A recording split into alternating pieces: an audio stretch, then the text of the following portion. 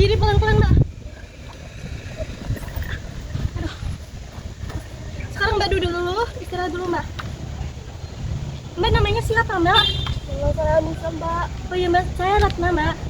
Kita harus ke klinik sekarang juga. Tapi nggak tahu tempatnya, Mbak. Aku juga belum hafal sih. Tunggu ya, Mbak, aku telepon temanku dulu.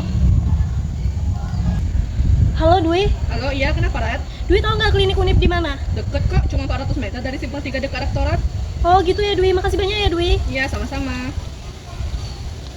Mbak, ayo Mbak, saya antarkan ke klinik ini sekarang.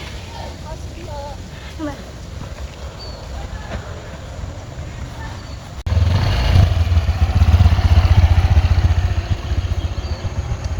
Katanya 400 meter, tapi ke arah mana ya? Ke kanan atau ke kiri ya?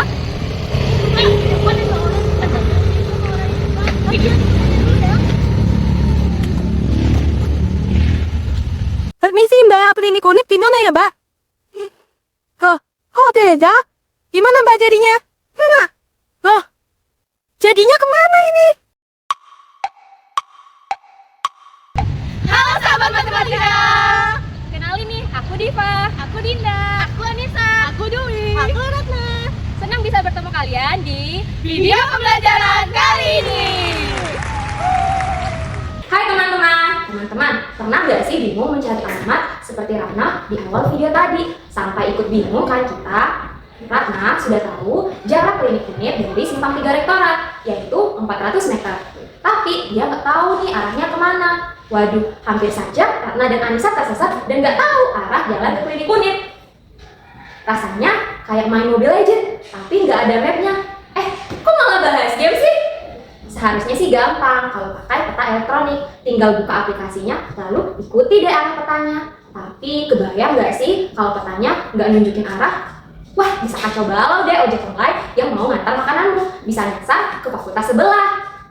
Nah, dari sini kita belajar selain jarak, arah juga sangat penting dalam navigasi. Karena itu, kita mau bahas sesuatu yang memiliki jarak dan juga arah. Namanya vektor. Vektor terdiri dari konsep vektor, panjang dan arah vektor, notasi vektor. Jadi teman-teman, sesuatu yang memiliki besar atau panjang serta arah disebut dengan vektor. Nah, sekarang coba teman-teman bayangin nih, simpang 3 sampai rektorat Universitas Bengkulu itu kita misalkan dengan titik O. Dan arah kanan serta arah kirinya adalah kemungkinan letaknya klinik Universitas Bengkulu nih. Kita misalkan arah kanan dengan A dan arah kiri dengan B. Sudah kita ketahui kan bahwa jarak antara titik awal tadi atau O tadi adalah 400 meter dari klinik Universitas Bengkulu. Maka dari titik O ke titik A itu 400 meter disebut dengan jarak, dan dari titik O ke titik B 400 meter itu disebut juga dengan jarak. Maka O dan OA dan OB itu adalah vektor. Titik A adalah arah kanannya dan titik B adalah arah kirinya, serta titik O adalah titik awalnya nih. Coba perhatikan, dari titik O dan titik A panjangnya atau besarnya 400 meter, dan dari titik O ke titik B panjangnya adalah 400 meter juga nih. Mereka berdua memiliki jarak yang sama, yaitu 400 meter, tapi mereka memiliki arah yang berbeda. Maka itulah pentingnya arah dalam vektor ini. Nih bayangin aja nih, kita tahu rumah kawan kita, tapi kita nggak tahu arahnya. Bisa-bisa kita kesesat deh, salah peta, jadi salah rumah dong kita jadinya, ya kan? Jadi teman-teman, dari ilustrasi tadi, vektor dapat dinyatakan dengan luas garis yang memiliki tanda panah. Nah, tanda panahnya ini ke arah mana ya? Ke titik O apa ke titik A? Sebelum menjawab pertanyaan tadi, kita harus tahu dulu nih mana yang merupakan titik acuan dan mana yang merupakan titik akhir atau tujuan. Nah, kalau di sini titik O merupakan titik acuan dan titik A merupakan titik akhir atau tujuan. Jadi arah panahnya mengarah ke titik A. Jadi begini ya gambarnya. Nah, untuk penamaannya sendiri kita beri nama vektor OA. Jangan lupa ada tanda panah di atas hurufnya yang mengarah dari titik O ke titik A. Perhatikan ya arahnya dari titik O ke titik A, yang artinya vektor dari titik O menuju titik A. Coba teman-teman perhatikan yang ini.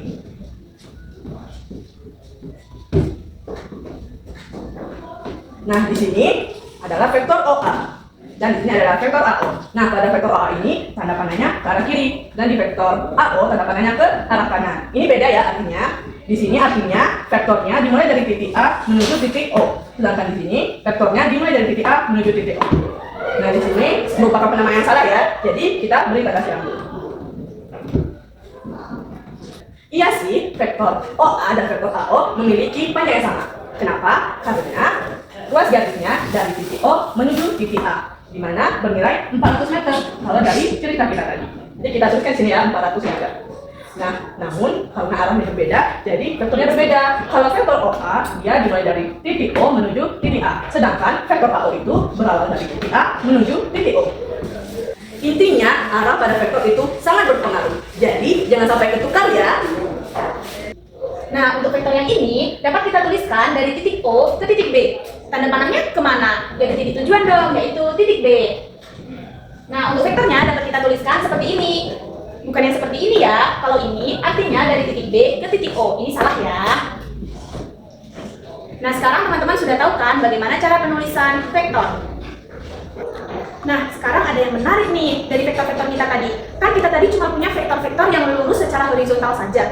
Apakah vektor harus lurus secara horizontal saja? Tentu saja tidak ya teman-teman. Nah, seandainya kita punya dua titik, titik C di sini dan titik D di sini, sehingga dapat kita bentuk vektor seperti pada gambar. Nah, bagaimana penamaannya benar? Apakah A vektor CD? Apakah B vektor DC? Pilih dulu ya.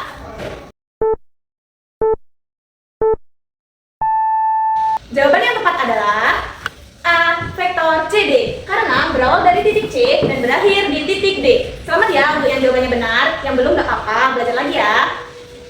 Nah, ini sekedar informasi tambahan ya teman-teman. Vektor selain dinotasikan seperti tadi, vektor juga dapat dinotasikan ke dalam bentuk lainnya. Misalnya, menggunakan huruf kecil atau huruf kapital dengan tanda panah di atasnya, seperti ini.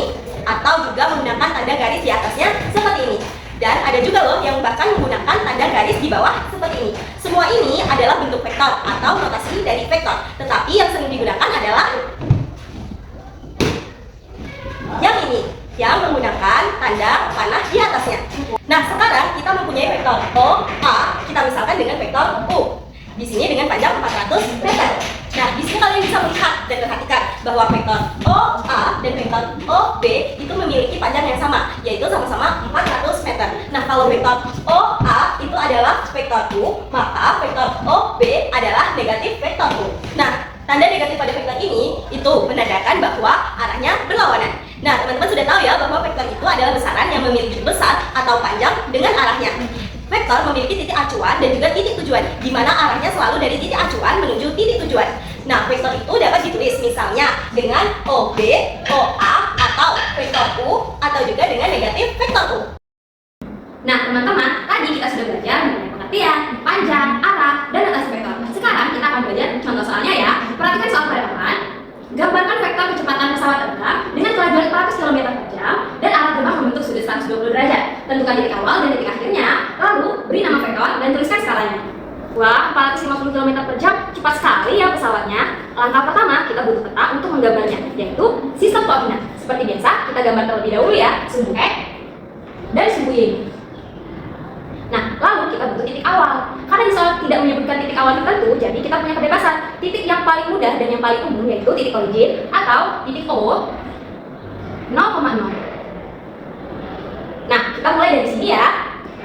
Sekarang, hal yang paling penting adalah arah sudut 120 derajat. Sudut itu selalu diukur dari sumbu X positif dan berlawanan dengan arah jarum jam. Kita bisa menggunakan busur untuk mengukurnya. Nah, kita hitung bersama ya. Dari kanan 0 derajat, atas 90 derajat, lalu sedikit lagi hingga 120 derajat. Atau 30 derajat setelah 90 derajat. Kita tandai dulu ya arah sudutnya. Jadi posisinya berada di kuadran 2, artinya arah pesawat kita lebih ke kiri dan agak ke atas. Kita buat dulu ya garis panggungnya.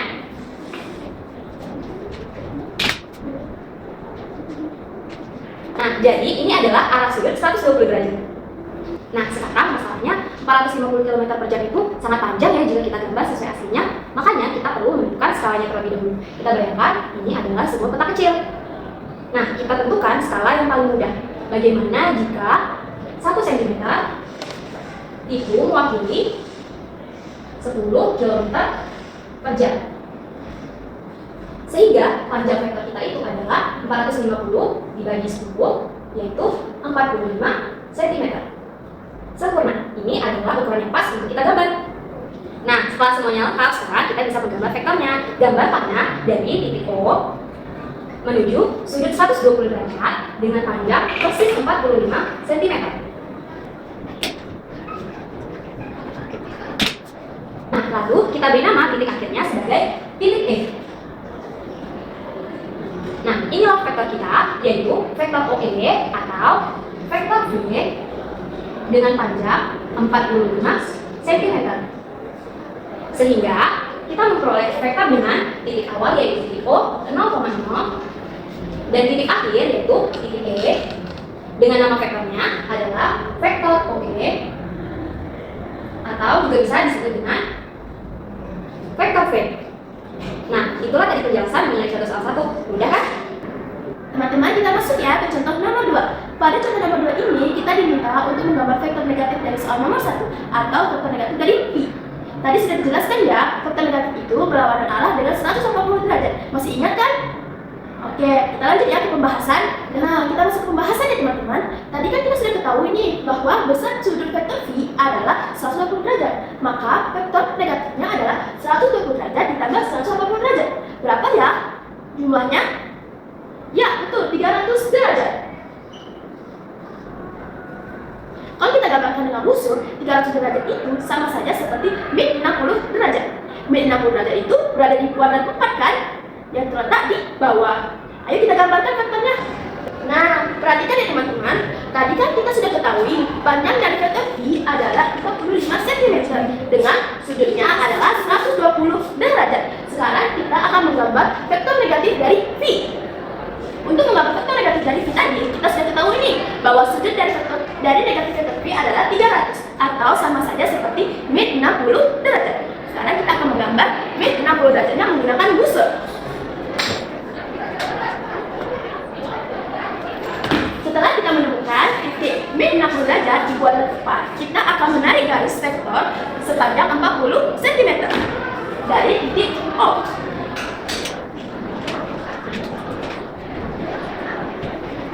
Kalau teman-teman, titik ujung ini kita beri nama F. Maka kita dapatkan vektor negatif dari V adalah titik OF.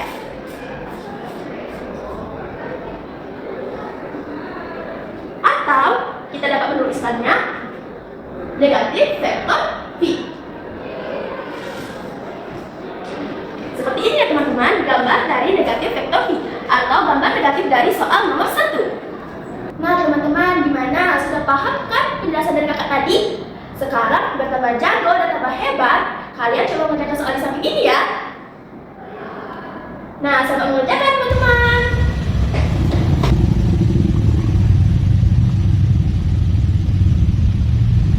Ya udah, daripada kita bingung-bingung, mending kita telepon temanku dulu ya. Ya udah, kita aja. Halo Dwi, katanya klinik unit 400 meter dari simpang 3 dekat restoran. Tapi ini ke arah mana ya? Oh, arahnya ke arah kanan. Oh, arahnya ke arah kanan. Oke, terima kasih Dwi. Ya, sama-sama. Ya Mbak, iya ternyata ke arah kanan.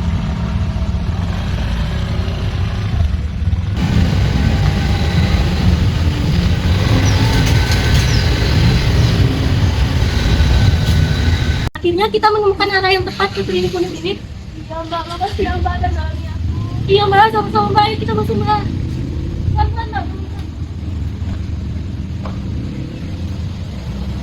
Yeay, akhirnya Ratna berhasil membawa Anissa ke klinik unit. Jadi, ingat ya teman-teman, vektor itu memiliki dua komponen, yaitu panjang dan juga arah. Itulah tadi video pembahasan kami mengenai vektor. Sampai ketemu lagi ya.